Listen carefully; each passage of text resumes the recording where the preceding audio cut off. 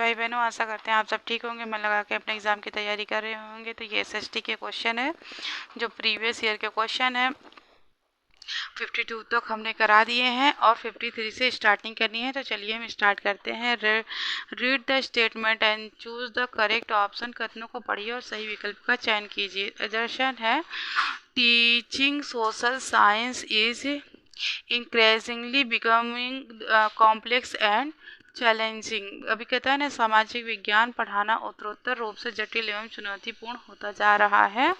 Reason है, there is a storage of professionally equipped social science to teach in educational institution in India.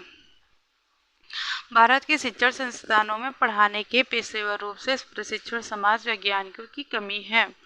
तो option हमारा C सही होगा। A is true but R false है। तो इसकी हम व्याख्या करते हैं। अभी कहता है ए, सामाजिक विज्ञान पढ़ाना उत्तरोत्तर से रूप से जटिल एवं चुनौतीपूर्ण होता जा रहा है। कथन सत्य है, क्योंकि आधुनिकीकरण के कारण निरंतर विज्ञान एवं तकनीक के विकास के मानव समाज के स्वस्थ आधार एवं विशिष्टताओं में परिवर्तन ला दिया है। कारण आर सत्य नहीं है, क्योंकि भारत के शिक्षण संस्थानों में पेशेवर समाज वैज्ञानिकों की पर्याप्त उपलब्धता होने के बावजूद भी सामाजिक विज्ञान पढ़ाना जटिल हुआ है। नेक्स्ट क्वेश्चन है, which among the following would one use as primary source for studying how colonial rule impacted the lives of tribal group in the Indian subcontinent। औपनिवेशिक शासन ने भारतीय उपमहाद्वीप में जनजाति समूहों के जीवन को कैसे प्रभावित किया कि अध्ययन के लिए निम्नलिखित में से किसका इस्तेमाल एक प्राथमिक स्रोत के रूप में किया जा सकता है। तो इसका ऑप्शन हमारा सही होगा डी।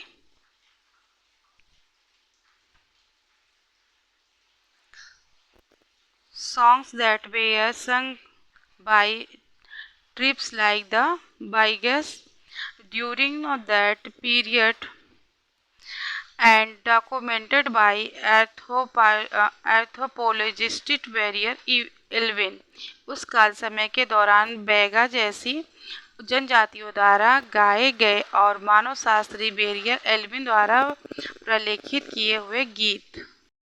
हम व्याख्या कर लेते हैं। वह यांत्रिक उपकरण या गवाह जो संबंधित घटना के समक्ष प्रत्यक्ष रूप से उपस्थित था, उसे प्राथमिक स्रोत कहते हैं। परिभाषा से स्पष्ट है कि उस काल समय के दौरान बैगा जैसी जनजातियों द्वारा गाए गए और मानव शास्त्री बेरियर एल्विन द्वारा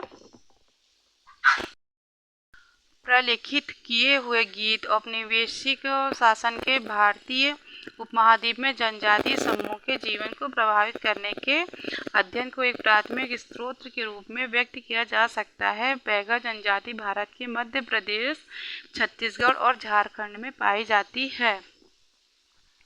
नेक्स्ट क्वेश्चन है, if a student proposed to develop a project to understand demographic features of a district, which of the following is required as a possibility। अगर एक विद्यार्थी जिले की जनसंख्यिकीय विशेषताओं को समझने के लिए एक परियोजना विकसित करने का प्रस्ताव रखता है, निम्नलिखित में से किसकी संभावना के रूप में आवश्यकता होगी। तो ऑप्शन होगा B, data from the census of India. Bharat की जनगणना के आंकड़े। तो इसकी व्याख्या करते हैं। जनसांख्यिकीय विशेषता को समझने के लिए एक परियोजना विकसित करने हेतु भारत की जनसंख्या आंकड़ों की अति आवश्यकता होगी। जनसांख्यिकी जनसंख्या का सुव्यवस्थित अध्ययन है। इसे जनांकी भी कहा जाता है। इससे जनसंख्या को प्रभावित करने वाले आर्थिक, सामाजिक, सांस्कृतिक प्रक्रियाओं के बीच संबंधों का अध्ययन किया जा सकता है। नेक्स्ट क्वेश्चन है, Which of the following are important features of assessment for learning AFL framework. निम्नलिखित में से कौन सी अधिगम के लिए आकलन रूपरेखा AFL की मुख्य विशेषता है? तो ऑप्शन होगा A, individual and specific needs to each child are identified. प्रत्येक बच्चे की व्यक्तिगत एवं विशिष्ट आवश्यकताओं को पहचानना। ऑप्शन डी भी सही है। Provide scope to observe change in learning progress over time. समय अनुसार अधिगम प्रगति में परिवर्तनों के अवलोकन के अवसर उपलब्ध करवाना। तो हमारा ऑप्शन ए डी सही है। क्या करते हैं? दिए गए विकल्पों में अधिगम के लिए आकलन की मुख्य विशेषताएं प्रत्येक बच्चे की व्यक्तिगत एवं विशिष्ट आवश्यकताओं को पहचानना तथा समय अनुसार अधिगम प्रगति में परिवर्तनों के अवलोकन के अवसर उपलब्ध कराना है। अधिगम के लिए आकलन से आशय एक ऐसे उपकरण से है जिससे विद्यार्थी के ज्ञान, कौशल, समझ व मूल्यों को विकसित किया जा सके। नेक्स्ट क्वेश्चन है, which of the following principles is true with regard to formulation of curriculum and evaluation procedures for student up to elementary stage as per RTI Act 2009। प्रारंभिक स्तर तक पढ़ने वाले विद्यार्थियों शिक्षक अधिकार अधिनियम 2009 के अनुसार प्रारंभिक स्तर तक पढ़ने वाले विद्यार्थियों के लिए पाठचर्या के सूत्रीकरण और मूल्यांकन कार्यविधियों के संबंध में निम्नलिखित में से कौन सा सिद्धांत सही है? तो हमारा ऑप्शन बी सही है। It needs to promote all round development of the child. इसे बच्चे के चौमुखी सर्वांगीण विकास को प्रोत्साहन देना चाहिए। तो इसकी व्याख्या करते हैं। बच्चों के चौमुखी सर्वांगीण विकास को प्रोत्साहन देना यह सिद्धांत शिक्षक अधिकार अधिनियम 2009 के अनुसार प्रारंभिक स्तर तक पढ़ने वाले विद्यार्थियों के लिए पाठचर्या के सूत्रीकरण और मूल्यांकन कार्यविधियों के संबंध में सही है। शिक्षक अधिकार अधिनियम 2009 जो भारतीय संविधान के 86वें संविधान संशोधन द्वारा लाया गया है, जिसका वर्णन अनुच्छेद 21A के तहत भारत में 6 से 14 वर्ष के बच्चों के लिए मुफ्त और अनिवार्य शिक्षा का प्रावधान करता है, जिसे 1 अप्रैल 2010 से लागू किया गया है।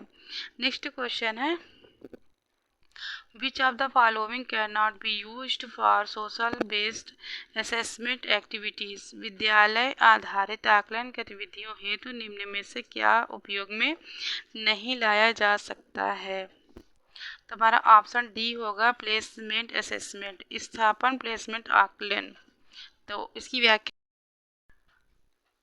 विद्यालय आधारित आकलन गतिविधियों हेतु स्थापना प्लेसमेंट आकलन उपयोग में नहीं लाया जा सकता। योगात्मक आकलन में विद्यार्थी को ग्रेड व परिणाम दिया जाता है। इससे यह पता चलता है कि विद्यार्थी में कितना सुधार किया गया है। रचनात्मक आकलन से विद्यार्थी को पृष्ठपोषण प्रदान किया जाता है। इससे पता चलता है कि उसमें कहाँ सुधार की आवश्यकता है। निदानात्मक आकलन से छात्रों की समस्याओं का निदान किया जाता है। नेक्स्ट क्वेश्चन है, पोर्टफोलियो असेसमेंट रिक्वायर्स। पोर्टफोलियो आकलन में आवश्यक होते हैं। तो कलेक्शन ऑफ स्टूडेंट वर्क, विद्यार्थियों के कार्यों का संग्रह। सी है ऑप्शन सही।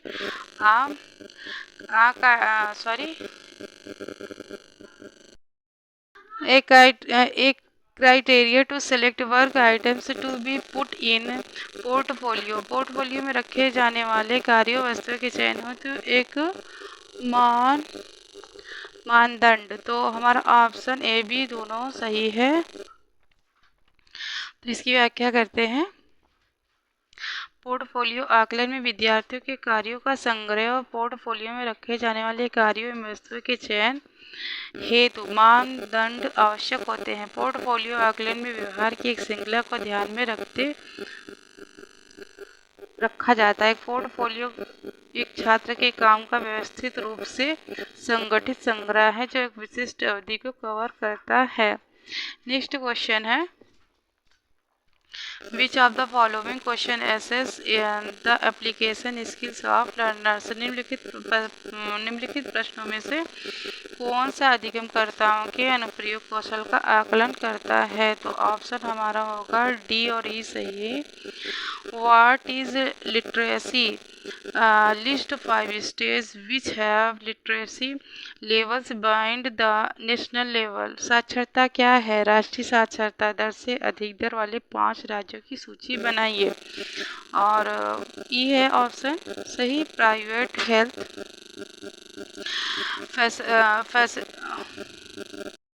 Private health facilities can mean many things. निजी स्वास्थ्य सुविधाओं के कई पहलू हो सकते हैं।